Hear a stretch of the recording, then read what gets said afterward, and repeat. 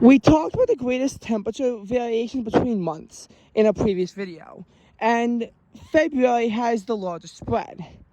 So, as far as seasons go, fall has the largest spread.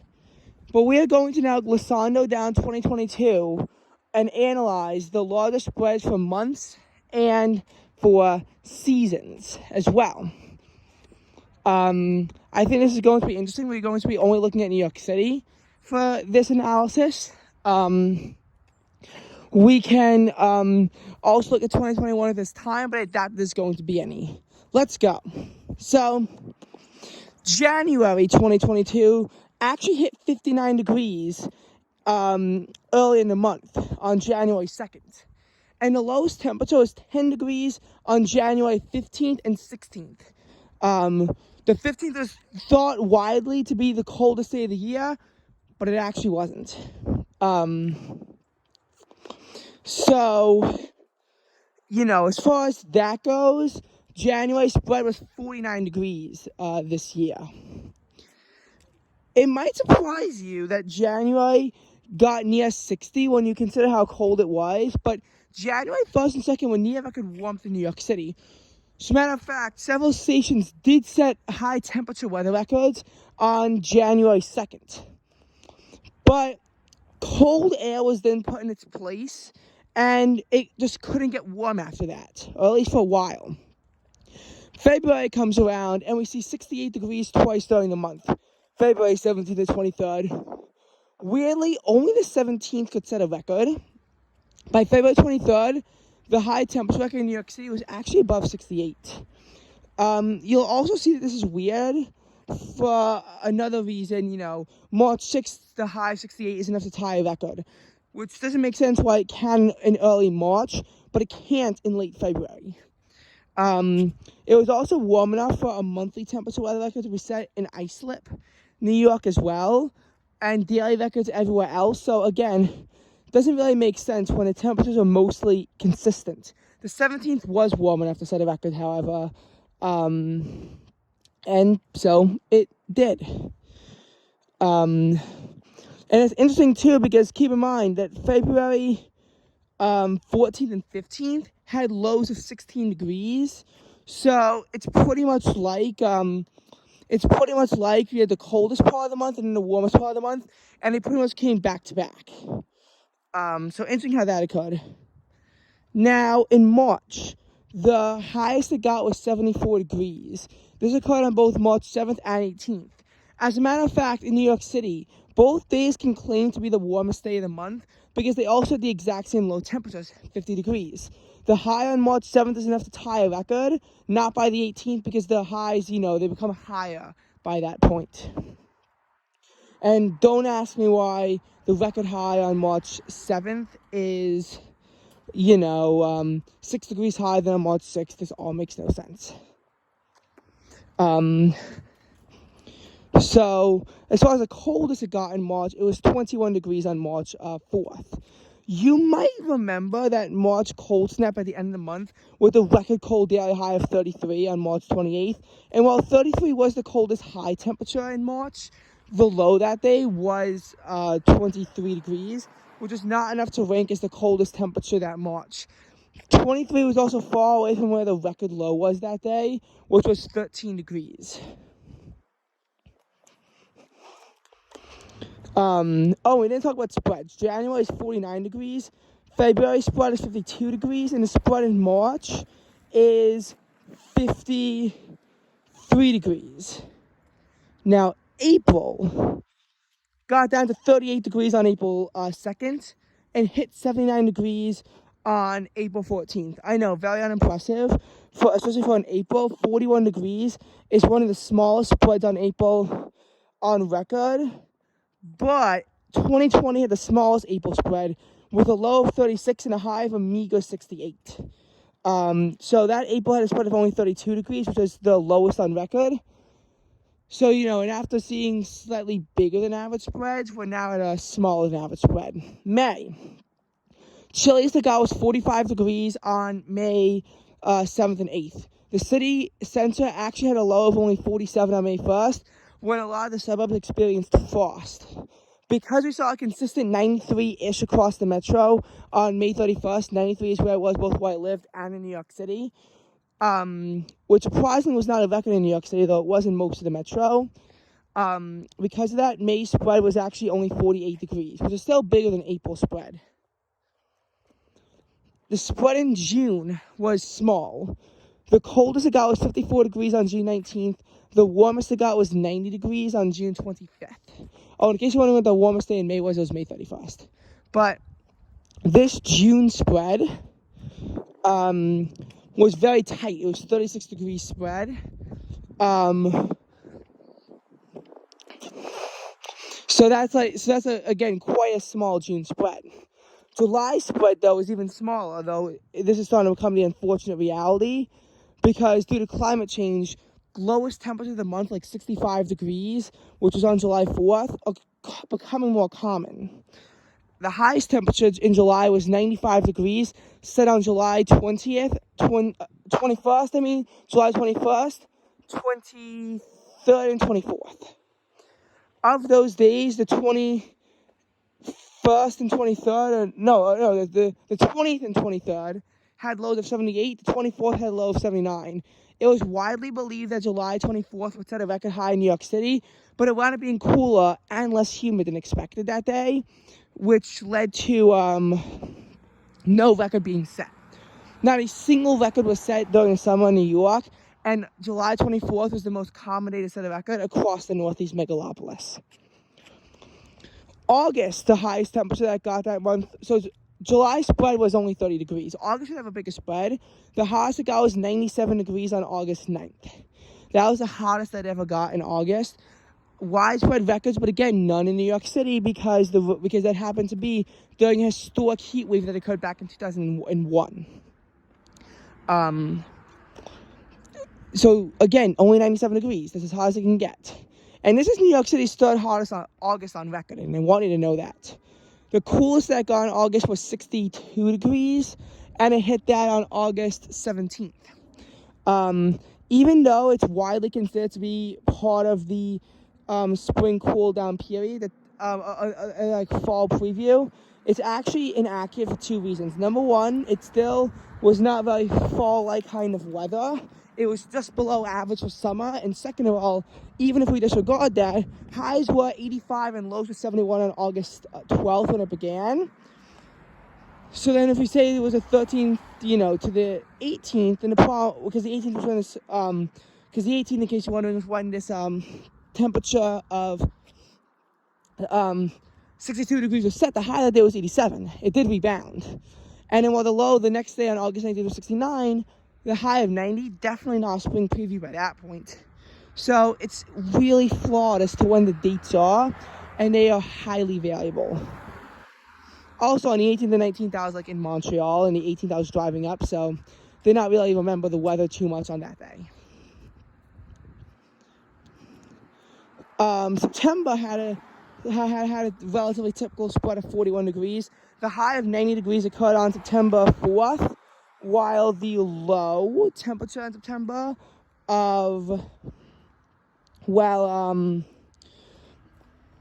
the low temperature of 49 degrees occurred on September 24th. October is an interesting month. The coldest that got in New York City was 42. The warmest it got was 76, which is a 34 degree spread. Relatively small for October. The warmest temperature was on October 7th during the chilly part of the month, and the coldest temperature on October 19th was actually during the warm part of the month, which I think makes it even more paradoxical. But we widely expected to see 30s, and the date that we first saw 30s was actually the second latest date on record. So maybe that's why winter is being so delayed. But I will say November we finally get an impressive spread again, and I can promise you that much. Also, the coldest temperature was not during Ian. During Ian, temps did get down to 46 degrees on October 4th. And we saw a high of 55 on the 4th and a high of 53 on the 3rd when the low was 47. But that wasn't record cold, even on the high, although the high of 52 was able to set a record at one site, JFK. in the city center, highs can be in the 40s that deep into that shallow into fall, I mean. And again, New York City's first high in the 40s did not come until November, mid-November. Because November was still on a mild note despite only ranking at number 13 in terms of historical rankings. The highest temperature in November was 77 degrees, and it was warmer at every single metro site on November 7th, which was the day that this was set. Bridgeport at 79 and Islip at 80 even set monthly records. And daily records were set where it hit 70, I think it was 81 at Kennedy's, 80 at LaGuardia, 81 at Newark, I don't know. JFK might have only been 78. I know that it was the chilliest spot was Central Park, as they could only hit 77. This did not even set their daily record, though 75 was a daily record on November 6th, where 76 was not a daily record on November 5th. Very weird stuff. New York City then did see a record warm low temperature on November 12th with a low of 60 degrees, and there was a high of 69 that day. So the last day of that moderate temperatures for a while. And ultimately, when temperatures got down to 27 degrees on November 21st, that actually gave November a 50-degree spread in New York City. So, for the first time in forever, we actually see an impressive temperature spread. What about December? December saw temperatures get down to 7 degrees with a high of 15 that nearly broke a record in New York City. Actually, on both sides of the New York City record, because the previous record cold high was 13, previous record cold low was 6 of the current one because it couldn't break it, with a high low of 15.7. This occurred after New York City's largest temperatures up on record, when temperatures plummeted from 58 down to 8 on December 23rd. And this low of 7 degrees was definitely very shocking when it happened. Literally on December 30th, and I kid you not, high temperatures hit 62 degrees, which was the only 60s during the entire month. Can you believe that, though? What it failed to do in the first 29 days of the month, it did when it was least expected. It actually hit 62 degrees and was only 3 degrees off from the record. Because once the cold wave left, this near record warm air was lifted into the region. And Central Park saw a tide record high on January 4th, too, of 66 degrees. It was in the 60s across the entire metro area. So, what we need to understand is that so far in the winter, this coldest temperature is 7, and the warmest temperature is 66. And, again, it's going to change. Okay. So December spread was 55 degrees, and therefore the month with the largest spread was, in fact, December. After all that, it was December. Well, that season. So we can't really talk about the winter of 2022 to 2023 now. If we're talking about low temperatures anyway, December 2021 would be relevant because it did see a low get up to 54 degrees, whereas the warmest low in January was 50, and in February was 49. But in terms of high temperatures, the highest it got in December was only 66 degrees on December 11th. The coldest it got in December was 25 degrees on December 20th. So, therefore, the coldest temperature in the winter and the warmest were both in 2022. January 15th had the coldest temperature of that winter at 10 degrees, and the warmest temperature that winter was February 17th to 23rd at 68 degrees. That's a 58-degree spread for winter, which, take it as you want. Take it as you wish. I will say 2022's winter is actually, 2022 to 2023's winter is already beating it out at a 59-degree spread, and we're only halfway done with the winter, although I think that both extremes have been set for right now. I could be wrong, though.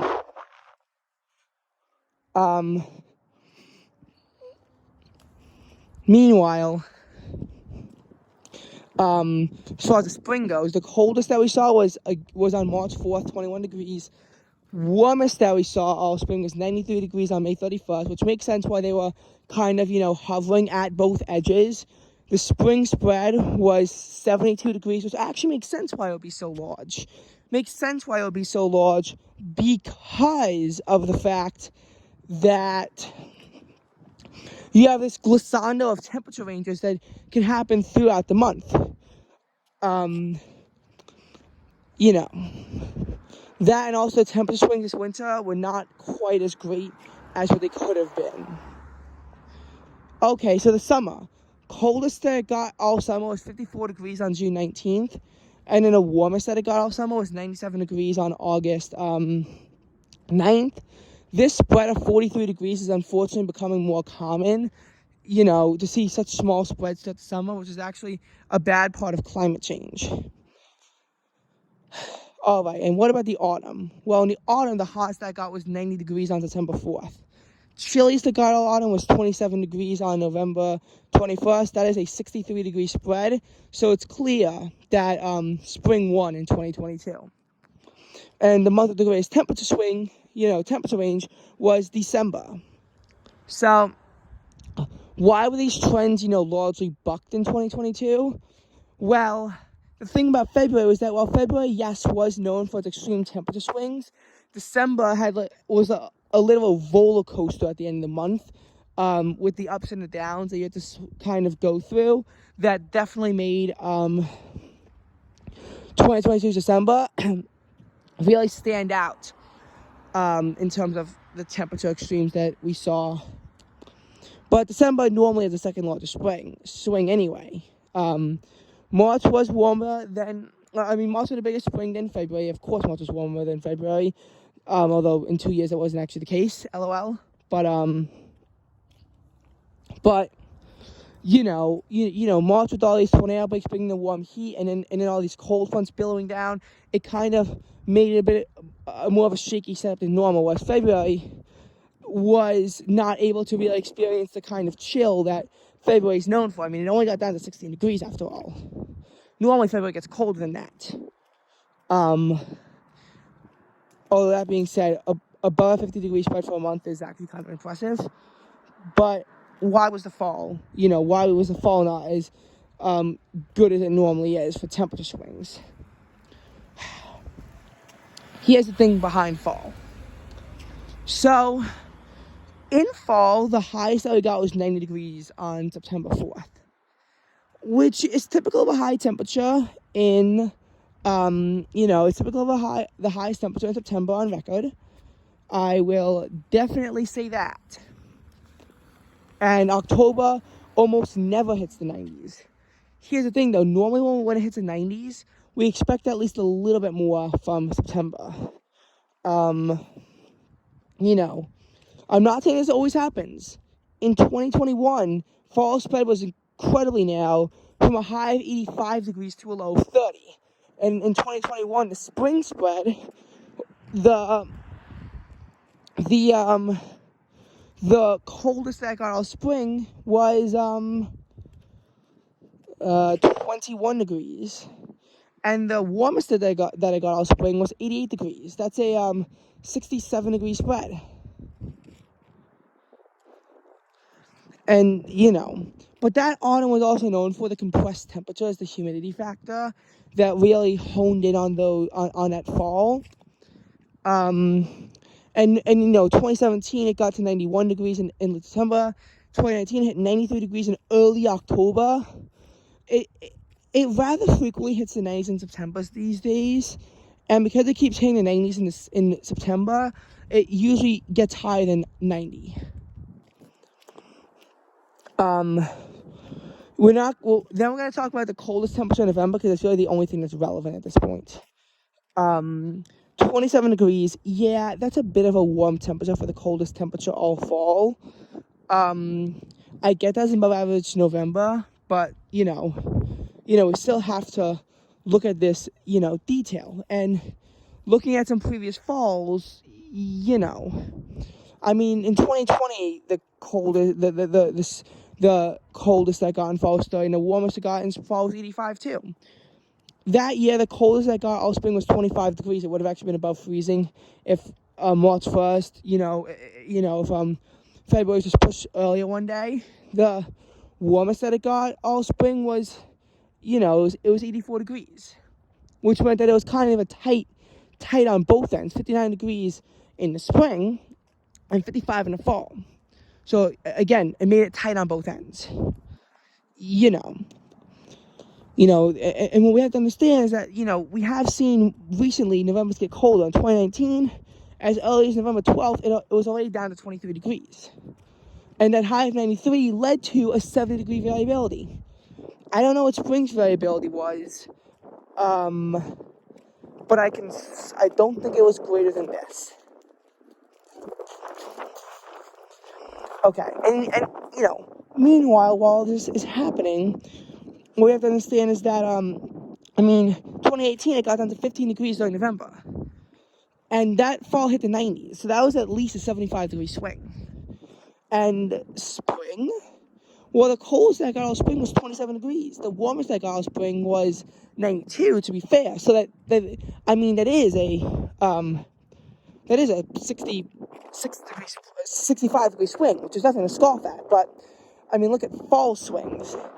And what we have to understand is the fact that November just couldn't really bring on that much of a chill this year. And when things just hover close to their averages, you need something to kind of blow past it, I feel like.